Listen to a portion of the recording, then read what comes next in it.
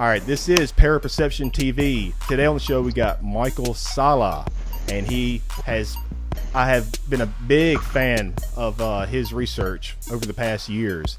And thank you for coming on the show, Michael. How you doing?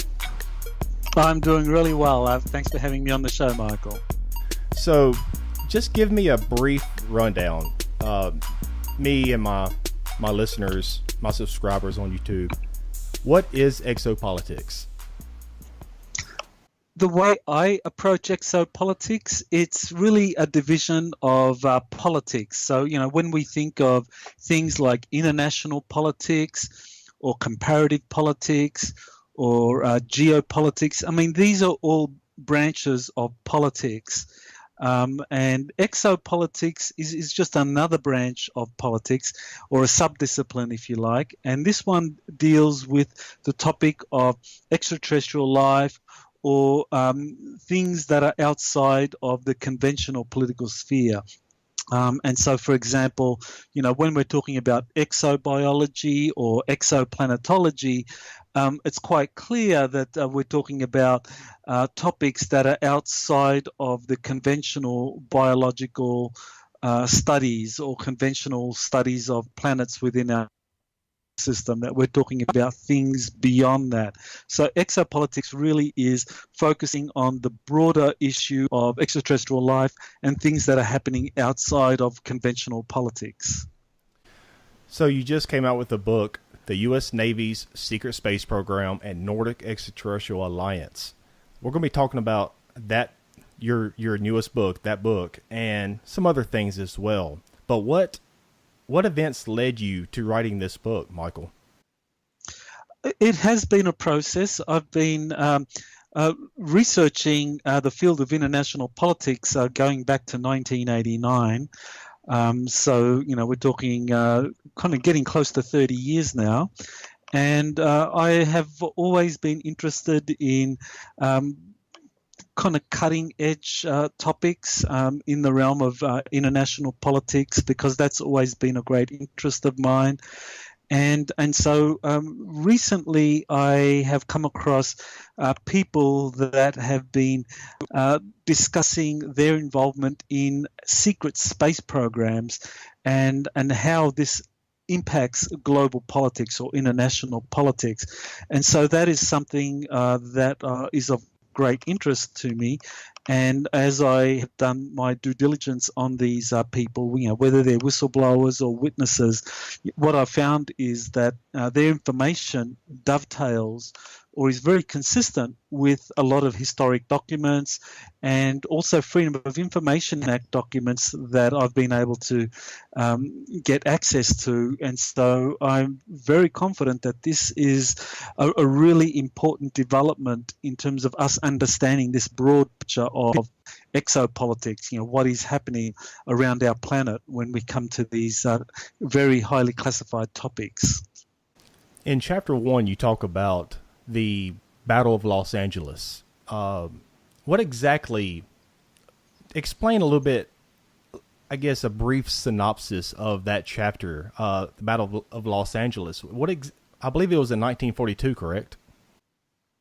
That's right. That happened on the evening of February 24th, 25th of 1942, when there were a number of objects that appeared over Los Angeles skies, over the city, and the Army unleashed an artillery barrage against them, and also a lot of the Navy ships that were in the harbor there, Long Beach, they also opened up against these artillery, against these objects that were really hovering over the sky. And so for several hours, there were thousands of artillery shells that were basically shooting at these objects, because the fear was that this was going to be another Pearl Harbor.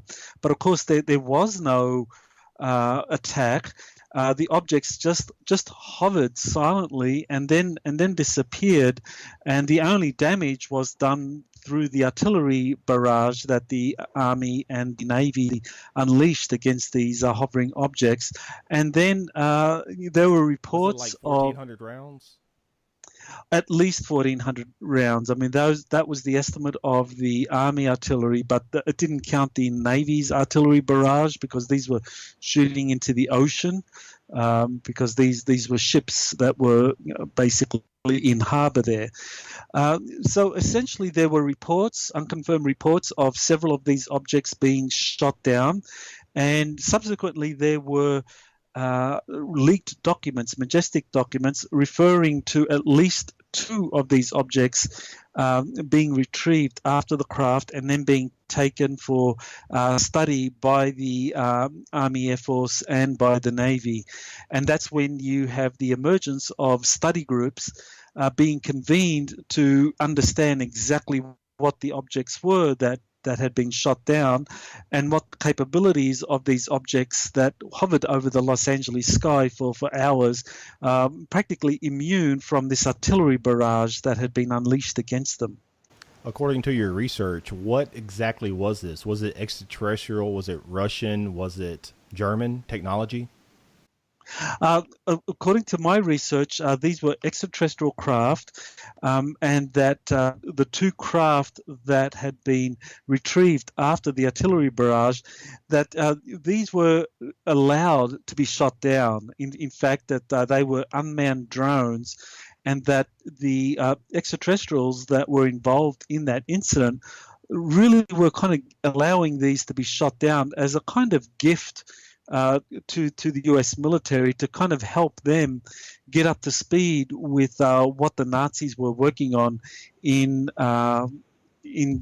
occupied Europe at the time. That the Nazis had achieved a really rapid understanding of these unconventional craft belonging to extraterrestrials, and I think that whoever it was that flew over Los Angeles, and I believe that these were belonging to a group of extraterrestrials called the Nordics, that they were really trying to assist the Navy and the Army Air Force in getting up to speed with these kinds of advanced aerospace propulsion systems.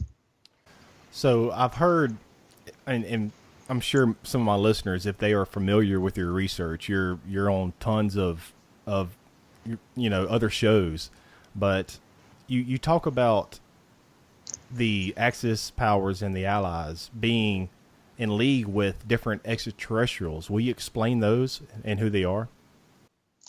Sure. I think this is one of the big unspoken topics of the Second World War, that the Nazis or the Axis powers were actually being assisted actively by an extraterrestrial group that today we would describe as reptilians. These are typically, the literature refers to them as beings ranging from anywhere from 8 foot to like 14 foot tall, very kind of powerfully built beings that have advanced space technologies that are offensive in nature, and that they allied themselves with the Nazis because they have very compatible worldviews in terms of a kind of master-slave dichotomy of the way in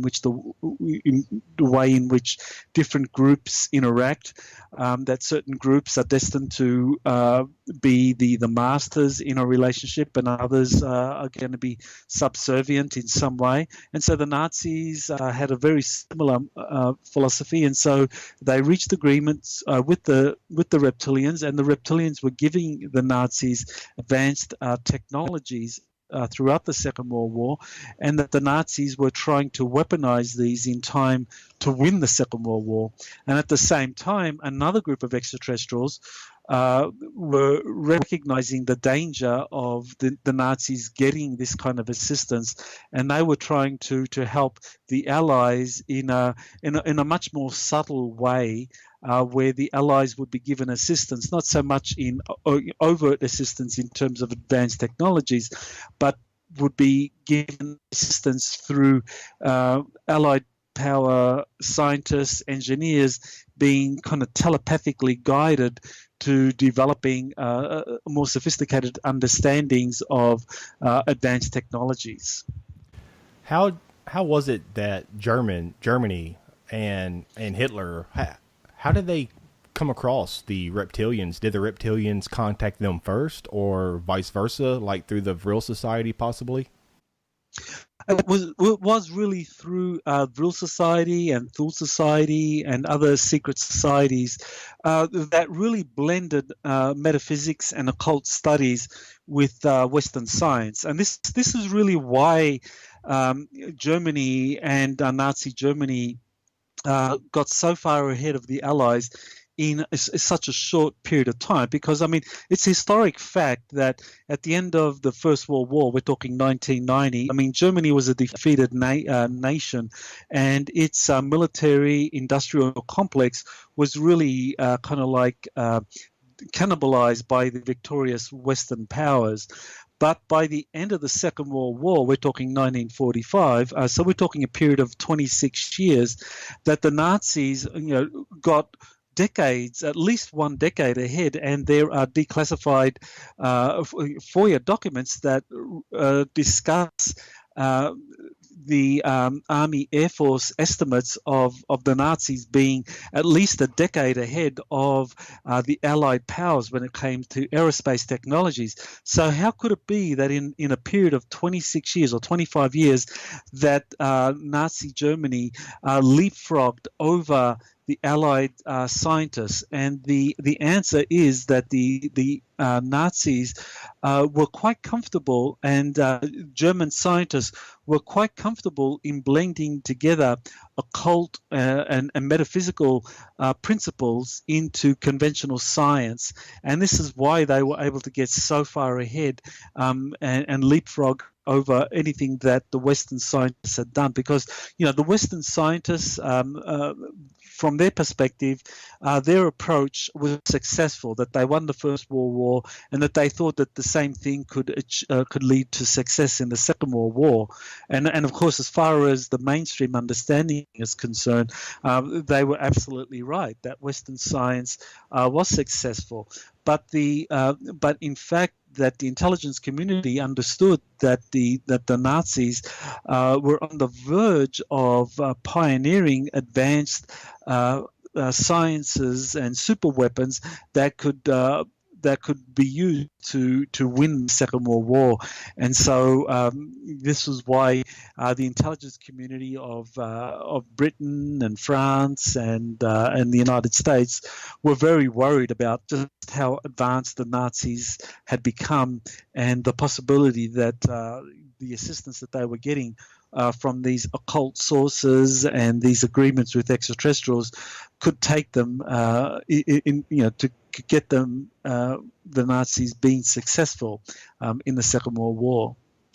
So what time frame are we looking whenever the Nordics came into the picture to help out the Allies?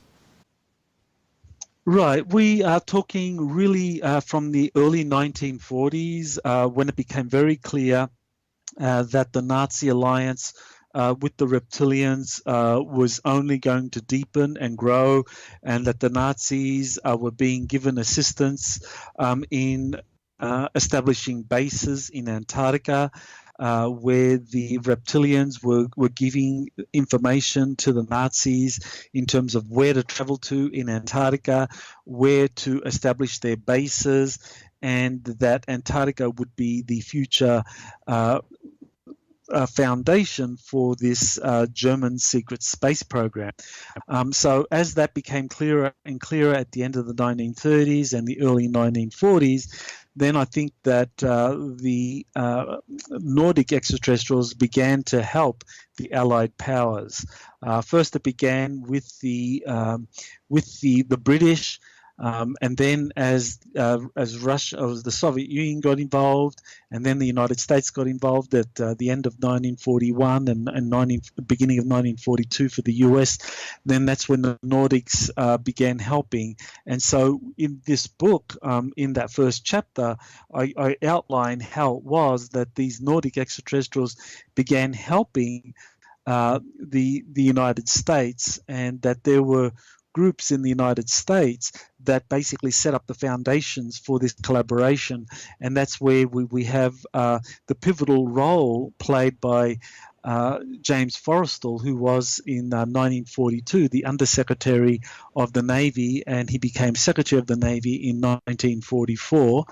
And Secretary Forrestal really was a pivotal figure in this collaboration between the Nordic extraterrestrials and the United States Navy, and that basically continued to grow throughout the Second World War, and immediately after the Second World War, when Forrestal became the first Secretary of Defense in 1947. And I'm going to leave the links to your website and the book, and people can check out those links in the description. But let's go ahead and we're going to get into the Antarctica picture here in a little bit. And I know some of my listeners are probably going to be like, yes, Antarctica. You know, it seems like that's the big hit and the big buzz over the past year or two. But let's back to the reptilians. We know that the reptilians they're a warmonger and a fearmonger race. And is it possible that these reptilians were, I guess, in league with the Middle East as well? Why I say this, because I'm trying to bring up to a point. If, let's say that they were in bed with the Middle East, or let's say back then during World War II, they were, I guess what I'm trying to say, is it possible that President Roosevelt was compromised, or maybe he flipped script and flipped roles and joined the reptilians? Because people say that Roosevelt allowed Pearl Harbor to happen, and Pearl Harbor was known in days before it actually was going to take place, but they wanted us to go to war. What do you think about that, Michael? Right. Well, this is an important historical question. The reptilians have been a major player in occult secret societies and in the development of bloodline families for thousands of years.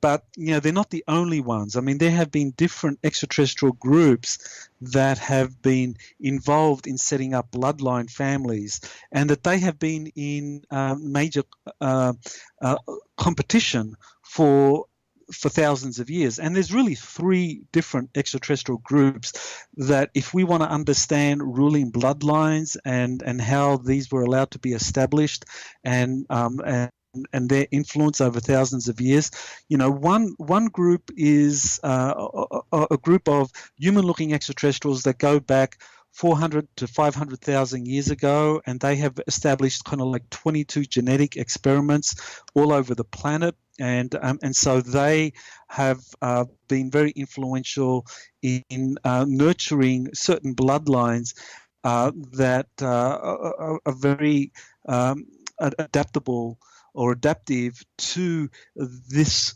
group of extraterrestrials, human-looking extraterrestrials. Another group of extraterrestrials date from these kind of Martian colonists or pre-Adamites that established a civilization in Antarctica roughly 60,000 years ago, and that these are the ones that have these elongated skulls. These are Homo capensis, and they also have been very influential in establishing ruling bloodlines. And then you have the reptilians, who also have been operating behind the scenes for hundreds of thousands of years. So as far as my research has been able to determine, these are the three major groups in terms of the formation of secret societies and ruling bloodlines in our recent history, and they have been in competition for one another. So, if we now talk about the Second World War, what happened was that the Germans or the Nazis, there were certain ruling bloodlines associated with the Thule Society that worked with some of these kind of Aryan races, and this is how the secret space programs or the kind of elite knowledge first began after the First World War in Germany, because the Nazis didn't come to power until 1933. So you had this kind of Nordic group of extraterrestrials who were helping the German secret societies and the bloodline families establish a society where they could kind of like incorporate some of these advanced technologies. But then what happened was that the Nazis came to power, and that the reptilians infiltrated the Nazis and quickly rose to ascendance because Hitler was interested in advanced technologies. He wasn't so interested in kind of like a kind of more gradual evolutionary process for German societies. And so this is where the reptilians basically were able to infiltrate Nazi Germany and reached agreements with Hitler.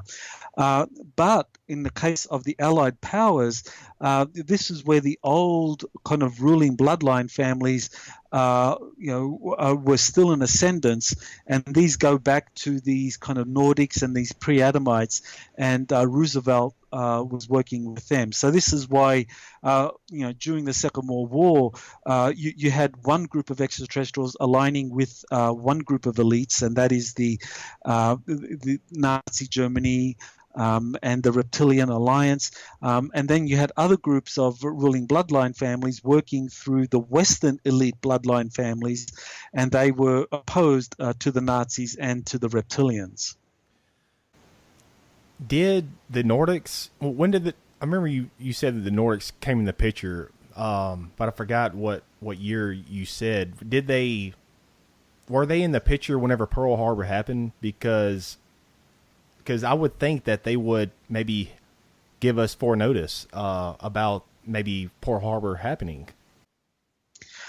Well, yes. So these are some of the advanced technologies that the Nordics have had, and they certainly would have given warnings to the Roosevelt administration. And I think there's a good case to be made that the Roosevelt administration did have advanced knowledge of Pearl Harbor about to happen, but because the Roosevelt administration realized or came to the conclusion that the Axis powers were actively being assisted by reptilians, that they allowed Pearl Harbor to happen, because that would allow the Allies to basically go into a kind of total war footing, or at least the United States go into a total war footing, and that the ruling bloodline families and the Nordics, they were comfortable with that, because they recognized that the Nazi Reptilian Alliance was a great threat,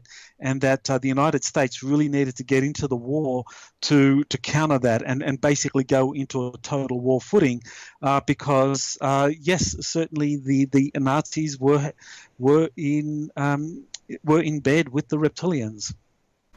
And before we get back into your book, I want to go to, I guess, the Middle East for one, because like I said, the reptilians have been known to be a war race. And what have we had in the Middle East over hundreds, centuries? It seems like there's wars and rumors of wars always going on over there.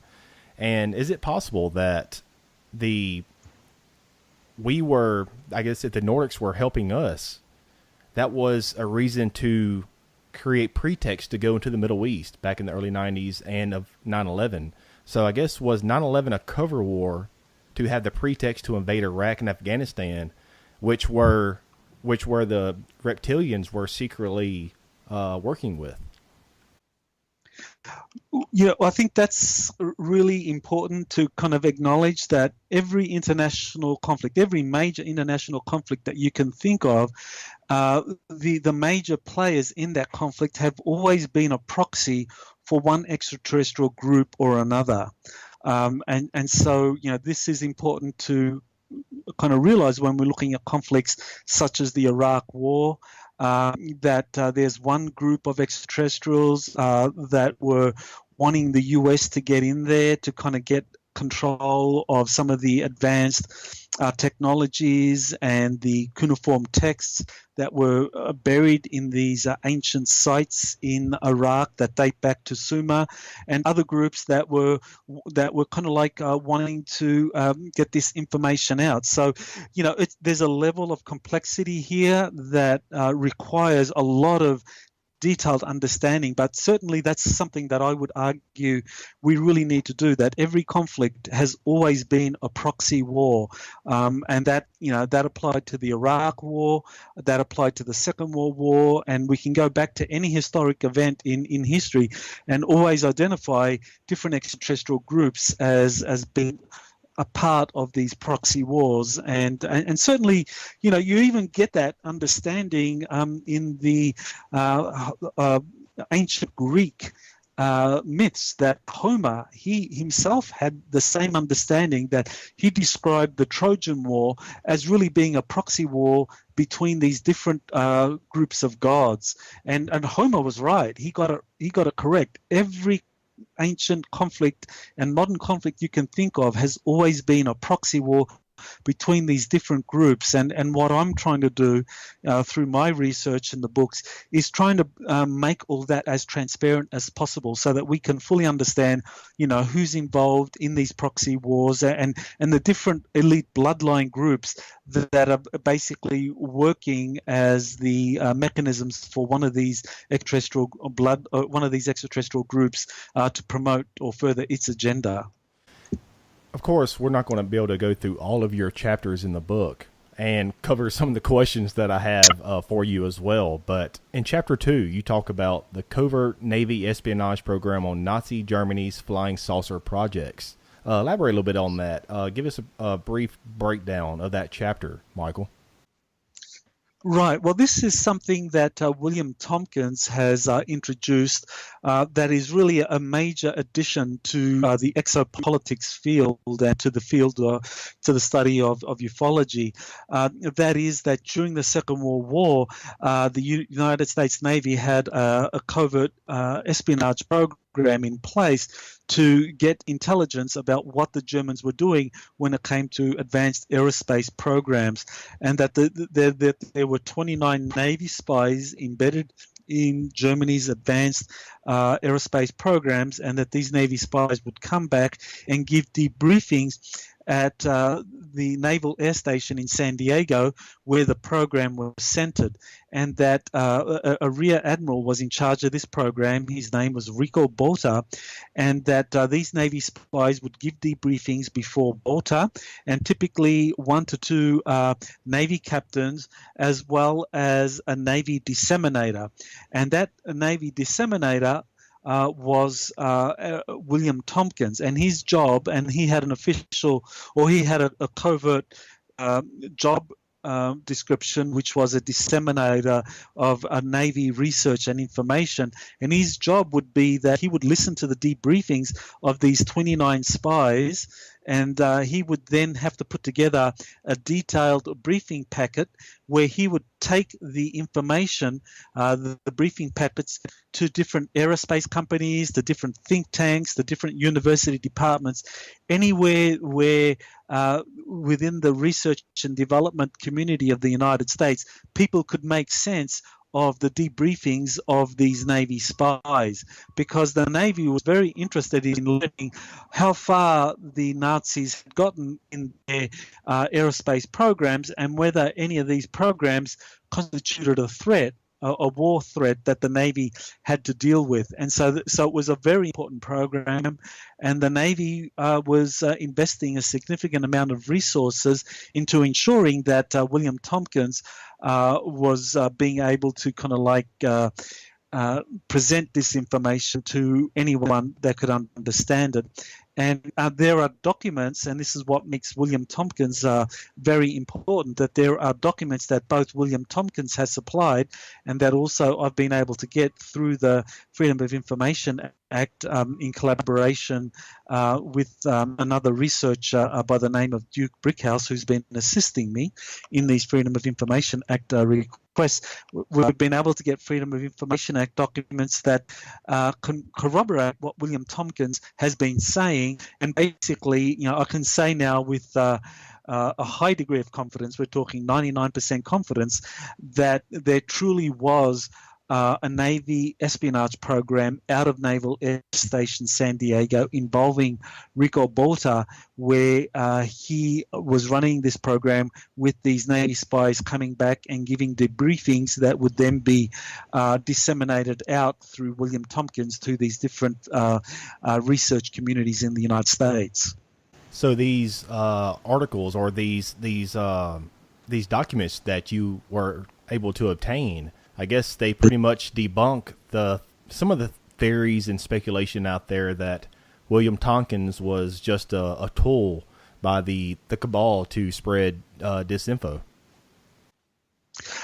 Exactly, because what these documents do, and I have them all in that book, in the 2 chapters that we've discussed so far, that these documents really show that there was a research program, a covert program that William Tompkins was involved in under the leadership of Rico Botta, and that Rico Botta was someone that was very much involved in research of experimental aircraft, that he was the man that the Navy had given authority to understand what was involved in experimental aircraft research, that Botta was the person who was to try to set up a program where others could be informed of advances of experimental research, and that some of this experimental research involved flying saucer craft, and that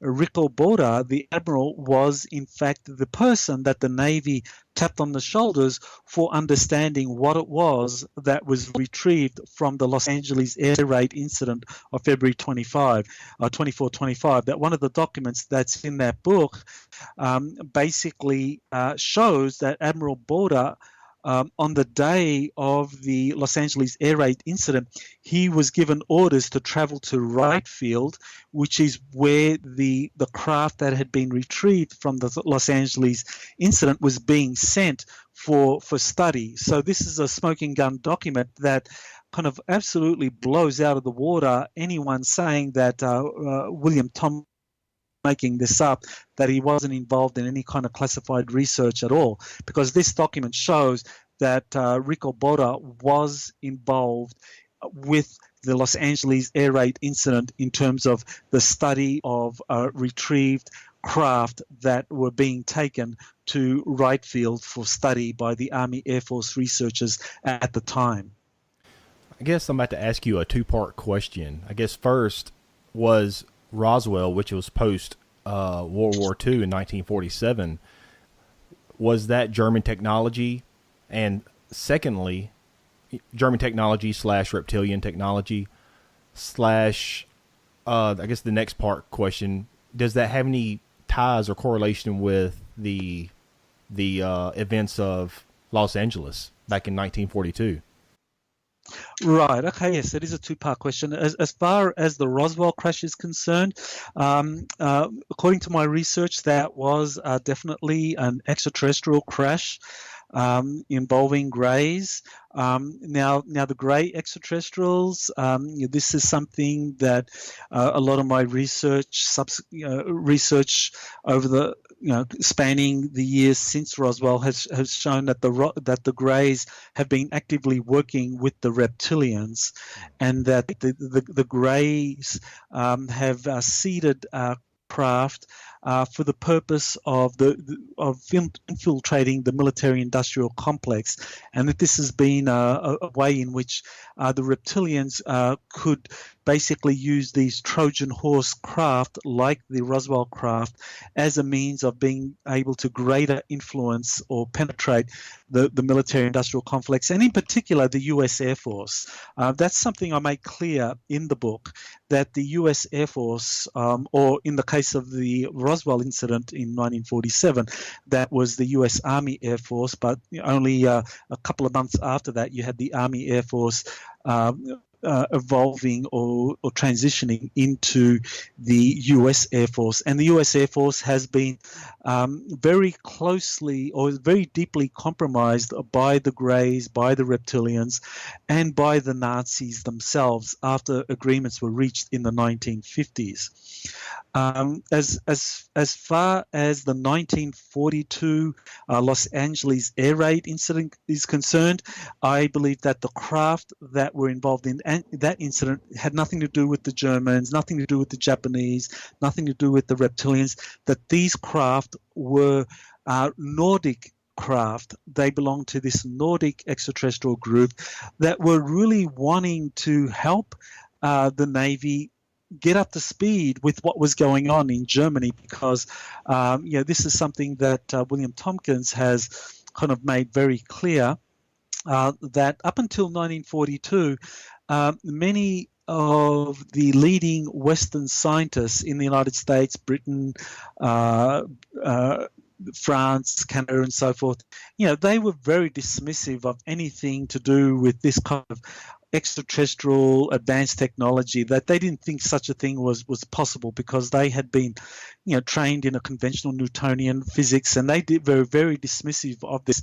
So it really took having advanced hardware in possession of the authorities, whereby Western scientists, British and Americans, could look at this advanced technology and say, oh my God, it does exist, it's real. And that would break them out of this kind of idea that these advanced propulsion technologies existed. And so, yes, I think that the Los Angeles air raid incident involved a Nordic group that were wanting to help the Navy and the U.S. So what years are we looking at whenever we are looking into the technological aspects of the secret space program and the space fleets, and also some of this advanced technology? I guess, what years are we looking at whenever... I guess, when was the dawn of the secret space program? Sure. Well, really the dawn of the secret space program is the 1920s.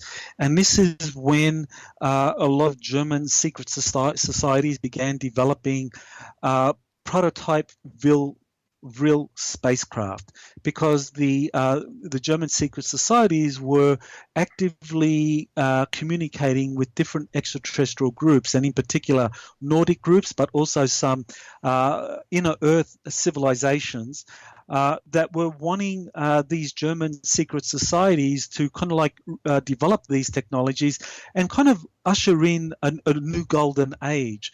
Because this is hard to believe now, but in the 1920s and at the beginning of the 1930s under the Weimar Republic, there was a lot of hope that Germany could kind of usher in a new age through this kind of convergence of metaphysics with Western science.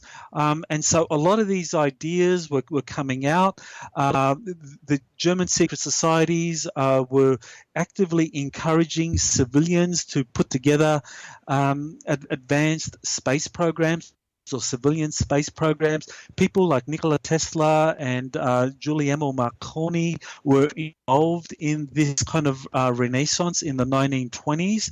And so this was really a golden age, or of the potential for a golden age, where these Nordic and inner Earth groups were wanting this information to come through, and it would come through as the civilian sector, because Germany had a weak state at that time. But what happened was that this kind of renaissance of a civilian-led secret space program that German secret societies were ushering in with the assistance of other secret societies in Europe, that was sabotaged by the Reptilians, so that as the Nazis came to power and the Nazis began to aggregate power, the Reptilian influence basically grew and grew. And basically what happened was that this civilian space program that had been kind of nurtured by these Nordic and inner Earth civilizations, that was crushed, or that was brought under the centralized control of the Nazi state. And so what happened then was that the Nazis actively began working with the reptilians in developing a secret space program that would work towards a kind of global and galactic conquest, and that the Nordics that previously had been helping the German secret societies, they began to help the British, the French, and the Italians and the United States. And that as the war progressed, and as of course Italy became an ally of Nazi Germany and France was conquered, then the Nordics and the inner Earth civilizations concentrated on helping the British, the Americans, and the Soviet Union as the war progressed. And so in the 1940s and the 1950s, especially the 1950s, that's when the US secret space program began to emerge under the leadership of, there were two US secret space programs. One was run by the Air Force, and that was cooperating closely with the Nazis and with the reptilians, and the other was a more secretive, more highly classified group that was run by the Navy, and that was being actively assisted by the Nordics. And it sort of makes sense because as you discussed, the reptilians were helping Nazi Germany. That they were giving them certain technologies. I guess they're, but the thing is, they gave them, I guess you could say, the blueprints to create these certain technologies. But back then, what do they have to have? They still had to have money. And maybe that's a link, I guess, Michael, is because it is known fact that the Ford family, other cabals around the world helped and funded Nazi Germany. Well, that's right. Yes, Nazi Germany was being helped by a lot of major corporations. The Rockefeller family, in particular, they were very prominent supporters of the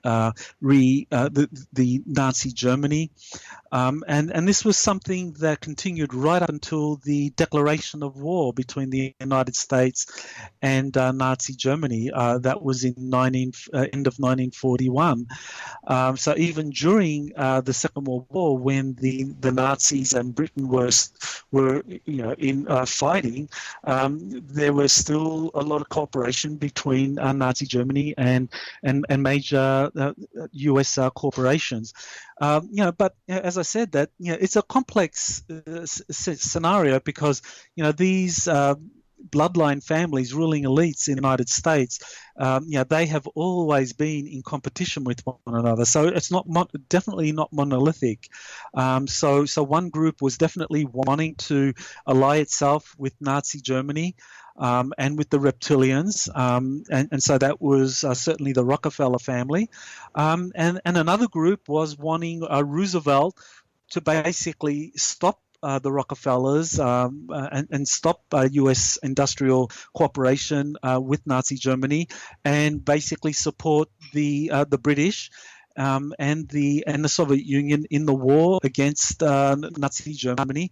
And this was another group of ruling elites with their own kind of industrial kind of interests. So yeah, it's definitely a complex picture. So you talk about in your research, in your books, about the Solar Warden craft. Explain to us, what is the Solar Warden craft? Well, the Solar Warden craft, that dates time that the U.S. Navy began developing designs for future space battle groups.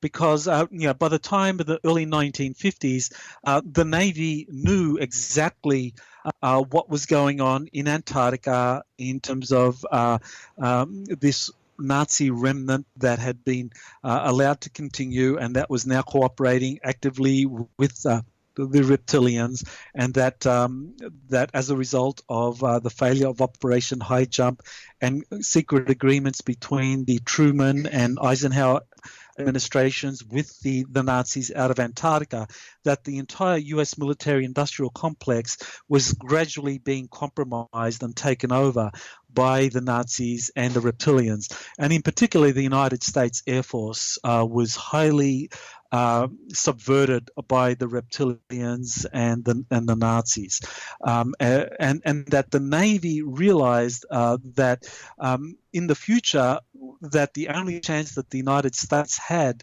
in surviving as a republic is if the Navy secretly created its own space program, and to do it in a way where the Air Force and the CIA wouldn't know what the Navy was doing, because the Navy knew that the CIA and the Air Force had been thoroughly infiltrated by the Nazis and the reptilians, so they had to keep it all secret from them. And so the Navy secretly set up its own secret space program and actively worked with the Nordic extraterrestrials and kept this all secret throughout the 1950s and the 1960s, so that by the 1970s and the 1980s, the Navy began developing and deploying its first prototype secret spacecraft. And these craft were deployed, and that they were then basically began cooperating with the Nordic extraterrestrial space program, and that's when you had the birth of the Navy's Solar Warden program. And so by the 1980s, now the Navy was able to deploy its secret space programs in deep space. Now this is where it was able to keep it all secret from the U.S. Air Force and the Air Force space program, because what had happened is that because as a consequence of the cooperation between the Air Force and the reptilians and the Nazis, the Air Force only ever got kind of hand-me-down technologies where they were able to deploy in kind of low Earth orbit up to around 500 miles in space, and that the Air Force were not told the truth about the Nazis having deep space craft that could deploy in kind of like in throughout the solar system and in other solar systems, and so that the Air Force would not learn about this. Basically, the Navy was able to piggyback on this secrecy, and so they were able to deploy these space battle groups in deep space beyond the capabilities of the Air Force's near-Earth space program. So the Air Force never knew about the Dark Fleet or the Nazi space program that was deploying throughout our solar system and in other solar systems, and they didn't know about the Navy's space program. And so this is how Solar Warden, up until today, has remained a secret to the Air Force secret space program. And Michael, I believe in what I'm about to tell you is quite ironic, because I believe in Hollywood, that Hollywood and TV shows, the music industry, they all spill certain truths within their media, within movies, TV show, music, etc. But I'm sure you have watched some of Stargate SG1, right? Oh yeah, definitely. I guess you know where I'm about to get with this, but it's very ironic that a lot of this research that you other researchers as well have tapped into, it seemed like they're trying to spill a little bit of truth to us. Maybe they're trying to mislead us as well, because they're, of course, Stargate SG1, they are the Air Force in there. And who are they fighting? The main enemies are a reptilian type extraterrestrial called the Goa'uld. And I think with all this, what you're talking about with your research, Corey Good's research, everybody else's, I just think it's funny that the Air Force is at war with these reptilian type extraterrestrials called the Goa'uld. And towards the end credits of the Stargate SG1, the end credits, it states, we gratefully acknowledge the cooperation of the Department of Defense, Department of the Air Force, and U.S. Space Command. Come on now, how literate and liberal, like they're putting this right into our face, Michael. Well, that's right. Yes, Stargate SG1 is a form of soft disclosure, and it's really revealing the Air Force secret space program. And you'll notice how in that series, I mean, the Air Force, it was only till later in the series that they began developing craft that were capable of deep space operations. That at the beginning they just kind of operated through these stargates, and that's fairly accurate. That the Air Force has been, along with the CIA, has been using stargates since the 1960s and the 1970s. Andrew Bashagor has actually done some disclosures about his involvement in the development of this kind of teleportation technology, and how the CIA was pioneering that, and it was through DARPA, and that this kind of technology was developed. So Stargate SG1, yes, I think that was describing what the Air Force's secret space program.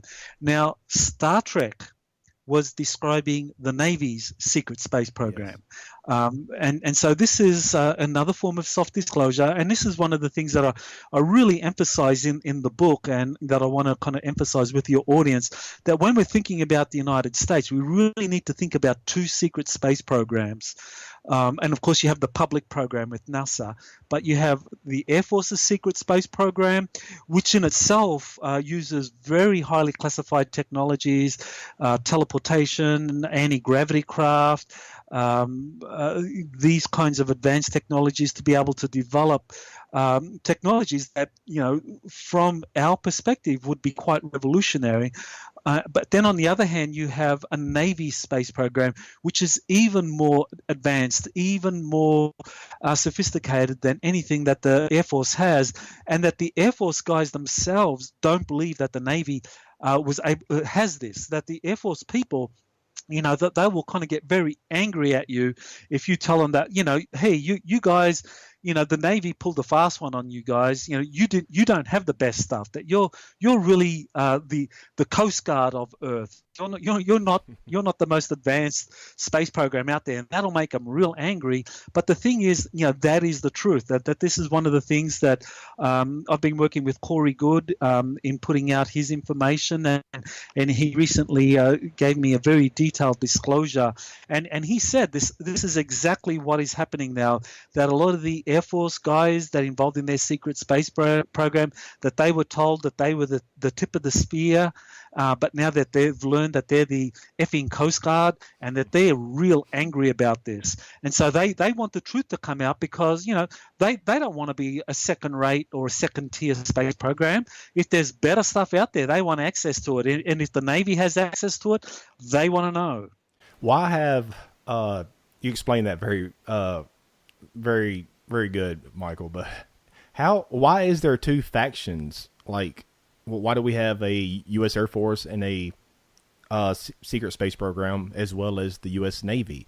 Well, how come they just don't join together? Is there two different factions, I guess, separate cabals that are pulling the strings behind these two different branches within the government? Yes, there definitely has been two different factions involved. As I said, there's a proxy war that's been going on between the reptilian extraterrestrials and the Nordic extraterrestrials. And in the book, I actually detail the very genesis of this divergence between a Navy-run program and an Air Force-run program, and that is the creation of Project RAND in October of 1945. And that Project RAND initially began as a joint Navy, Army, Air Force research and development program that was created under the auspices of the Douglas Aircraft Company. But that in October of 1945, the Army Air Force basically took Project RAND in a direction where the Army Air Force would use Project RAND to develop the know-how and the expertise on kind of developing near-Earth surveillance and satellite technologies. And basically what that represented was that the Army Air Force, or that the people that had been initially involved in this informal study, realized that the Army Air Force was going to be pulled in this direction of doing near-Earth surveillance and operations, and so that they would be allowed to do that and develop a space program around monitoring and doing all this kind of defensive weapons technology around the Earth, but that the Navy would work with another faction with the Nordic extraterrestrials in developing deep space capabilities. And I think that this was because there was a recognition, or a decision was made, that it was better to kind of like have the US military diverge at that critical juncture, so that you could keep a Navy space program secret from what was going to be developed through the Air Force. So you would have a kind of divergence here, because it was understood that there were different factions, and that the Navy was going to be the one that could do a better job in kind of maintaining the integrity of the US Republic as these different rival factions fought out. And we could keep talking about this, but I only have so much time with you, and I want to go ahead and jump into Antarctica a little bit. But what the hell is going on, Michael, with Antarctica? Is there something hidden there that the Cabal are trying to exploit? Or does it have something to do with inner Earth, or what is it that because over the past few years, the Antarctica has been the big topic, especially the past year and a half. Mm-hmm. So what's going on there, Michael? Sure. Well, we know that there have been quite a number of VIP visitors going down to Antarctica in 2016. Probably the most famous was John Kerry going down there while he was Secretary of State, and he was actually down there just before the election, before the presidential election. And what I believe why he went down there, and this is based on the material I've been getting from Corey Good and my own analysis of different whistleblowers and the research, is that Kerry went down there because he had to explain to the elites that were hidden in bases in Antarctica what was going to happen as a result of Donald Trump being elected to the presidency, because essentially there was a plan in place to stop Trump from winning the election, but the FBI and the US military stepped in and said, no, this election is going to be clean and fair. You're not going to basically contrive a situation where Trump loses and Hillary is put in. And so as a result of that, it was clear that Trump was going to win. So Kerry had to go down there and basically inform the elites in Antarctica that Trump was going to be allowed to win, that the election was going to be a clean and fair process, and that the result was that Trump would win. So he had to basically do the kind of diplomacy to smooth things over, because the elites down there felt it was a betrayal, because they were told that Hillary Clinton was going to be winning, and that she would then basically contrive major global events that would lead to a confrontation and a third world war with Russia. But this was not going to happen. So this kind of like led to the elites in Antarctica being very angry.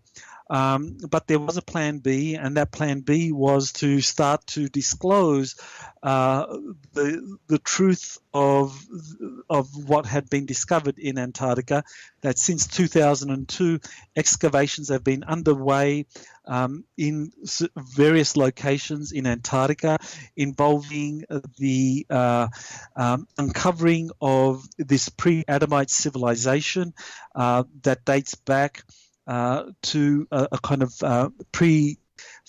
pre-flood or a pre-cataclysmic civilization that was there in Antarctica, that the civilization that existed up until, say, about 13,000 years ago, when due to a cataclysm, the civilization was flash frozen, and all of its technology, its advanced technologies, which derive from an off-world civilization, were now buried under thousands of meters or even miles of ice. So the excavations were uncovering all of this, and that scientists, archaeologists were allowed to kind of do excavations, write up detailed archaeological papers, scientific papers, and do documentaries, and that they are now prepared to reveal this, and that this is also part of Kerry's mission down to Antarctica, and why you had so many other VIPs going down to Antarctica, because they were given access to some of these archaeological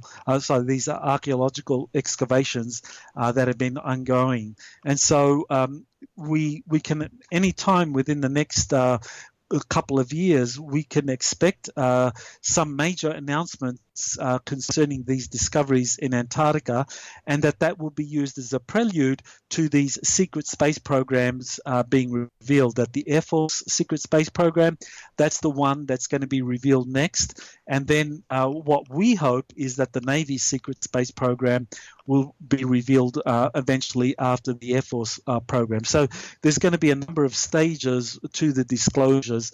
If it all proceeds as we hope in a kind of graduated process whereby more and more disclosures will be occurring as everyone has a common interest in having the truth revealed.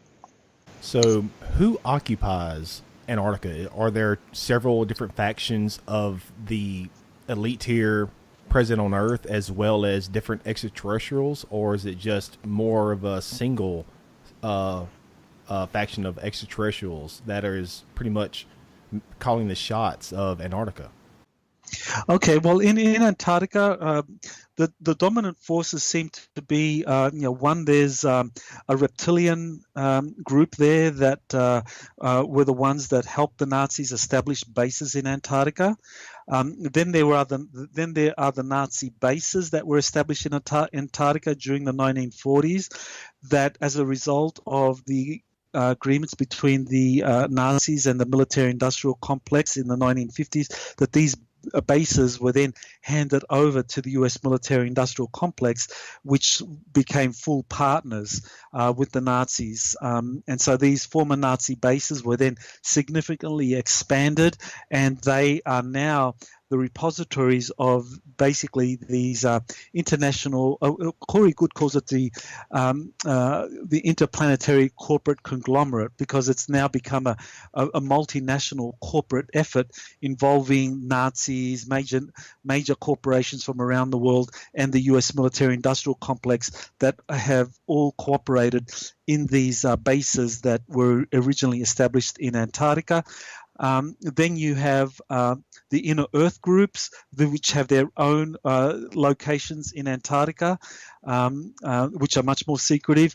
And more recently, you've had the US military itself establishing its own bases in Antarctica. And this is Project Iceworm, and Corey Good has talked about this in the last briefing paper that I did with him that you can find on my exopolitics.org website. So those are the major groups that are operating down there in Antarctica at the moment. And of course, you have all of the major nations who have bases in Antarctica. They're operating on the surface as well. I guess, let me play devil's advocate just for a second. Let's say that I guess maybe the end game, or the reptilians, they take control, or whatever the sinister, evil, dark extraterrestrial force is out there, whatever is, let's say that they win, that they are starting to call the shots, and they take control of Antarctica and maybe other things behind the scenes in the world. I may have to ask you to speculate some, but what do you think would be the end game? What would happen, I guess, the day after tomorrow, if you know what I mean? Okay, well, actually, that's a really good question. because I can say with some confidence now, based on the intelligence information I've been getting, that the Reptilian corporate alliance out of Antarctica has suffered some major setbacks recently. At the early part of 2016, there was a major battle over Antarctica when these corporate spacecraft, very large kind of teardrop spacecraft, began leaving Antarctica, carrying with them a lot of the elites and a lot of the kind of advanced hardware that has been developed in Antarctica, basically trying to escape to off-world bases on Mars and Ceres and elsewhere. But that these very large teardrop-shaped ships were attacked by much smaller kind of chevron, triangular-shaped craft that belonged to a fairly new space program that had been developed called the Earth Alliance. And this group attacked this kind of dark fleet corporate space program fleet of vessels and basically beat them back and forced them to return to Antarctica. And that's a major shift, because it means that now these advanced offensive technologies that enabled the reptilian, Nazi, corporate dominance of the in Antarctica and of the military-industrial complex that were working with the reptilians and the Nazis, that advanced the kind of superior offensive technologies that they had on off-world technologies has now been neutralized, or is now being bridged, that now other groups have this technology and can defeat the Nazi corporate reptilian alliance. And so this has led to a major development, and I think this is why we can be pretty confident that there are going to be major disclosures about what's been really happening on the Earth. And this is why I think that people like William Tompkins and Corey Goode and others have been able to come forward, because the truth can now be told, and there's going to be a flood of information and documents substantiating everything that I've been saying. And that, and so we really are at a very important historical juncture. Is there a battle through the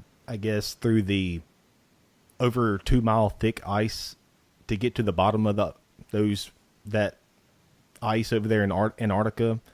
And what is on the bottom of those over 2.5 miles of ice? Well, there definitely is a race now. The different nations and major kind of military services are establishing projects throughout Antarctica to try to find out exactly what is buried there under the ice, because the ice is melting. The ice shelves are melting in Antarctica because of increased volcanic and thermal activity underneath the ice. And as the thermal activity increases, what you're having is that there are large caverns being created under the ice. And this means that now they can drill down through the ice shelf and enter into these large caverns and basically find these incredible technologies that date back to this kind of pre-flood, pre-cataclysmic civilization that had been established by the pre-Adamites, and that also date back even hundreds of thousands or millions of years to these ancient builder race technologies. So, this is the gold mine of kind of like advanced weapons research, is the technologies that now are suddenly becoming available deep under the Antarctic ice, as it's all being slowly melted by the increased volcanic activity. So kind of every major nation is now beefing up its scientific excavations or scientific programs in Antarctica.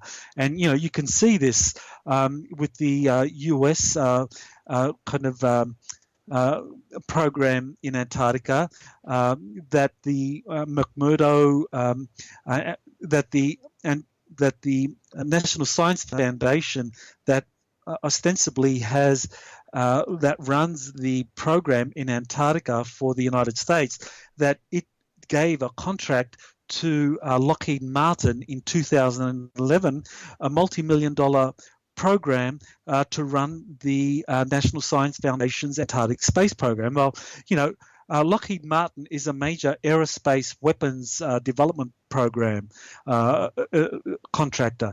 So anyone that thinks that Lockheed Martin is only interested in kind of like doing research in Antarctica related to climatic changes, that's ridiculous.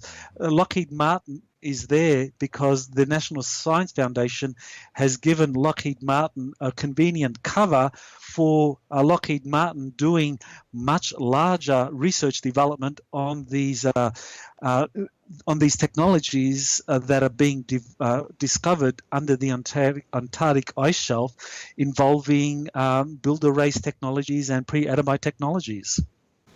Will the unveiling of the truth about everything in Antarctica, whatever's beneath the ice, and as well as other things, will that bring about the full disclosure that so many truth seekers out there are seeking for?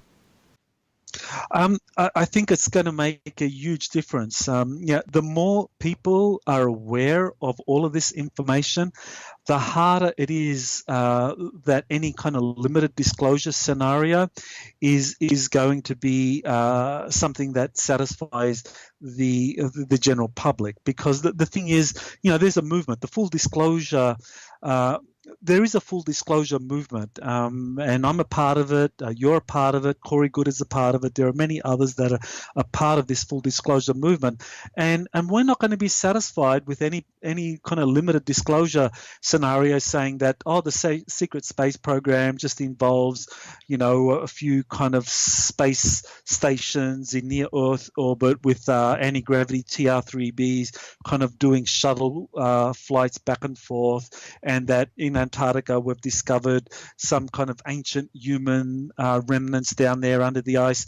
That's not going to fly, that kind of limited disclosure, because the people know the truth, and through the disclosures of William Tompkins, Corey Good, and and others that have been revealing the truth. So I think full disclosure is a movement that is growing quite rapidly. My book, The U.S. Navy's Secret Space Program, if you look at the top-selling books of UFOs at the moment, you'll see that my book and William Tompkins' book are the top two books, and that's because we are kind of part of this mass movement that is being birthed, and I think that within a year this is going to go mainstream.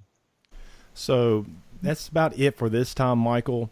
And I have to have you back on somewhere in the near future, maybe to discuss other things within your research. But what other type of speaking engagements or conferences are you attending this year? Right, I'm going to be going to the Contact in the Desert Conference from May, I think it's May 19 to 21, and then I'm going to be going to the MUFON, the Case for the Secret Space Programs Conference, and that's going to be in July in Las Vegas. I believe that's July 21 to 23, and that's going to be a pretty major event, because this will be where a lot of the kind of rank and file, nuts and bolts UFO researchers are going to be exposed for the first time to a lot of this secret space program material. And I'm going to give them a lot of documents and kind of really make it clear that this is very important research. And so those are the two major speaking engagements. I'm putting a lot of documents, briefing material that I'm getting out there on my website, exopolitics.org, and I've got getting close to 600 articles that are linked on exopolitics.org, and I keep it up to date. So there's a lot of free stuff there. And if you really want to kind of support exopolitics research, then go out there and buy the books and recommend it to your friends. And thank you, Michael, for having me on the show. And I really hope Parrot Perception TV, helps get the truth out there to hundreds of thousands of people. Yes, sir. And thank you very much, Michael. And you have a good evening, sir. You too. Aloha. And that was Michael Sala. And I'm going to get the links in the description. And please check out his work. Support his work. Support his research. We need more people out there that are fighting for the truth, with whatever type of truth it may be. Of course, his is within the disclosure of Antarctica, the secret space program, UFOs, it's so much. So help him out, support him. And thank you very much for listening to this show this time. And until next time, keep truthing and have a good one.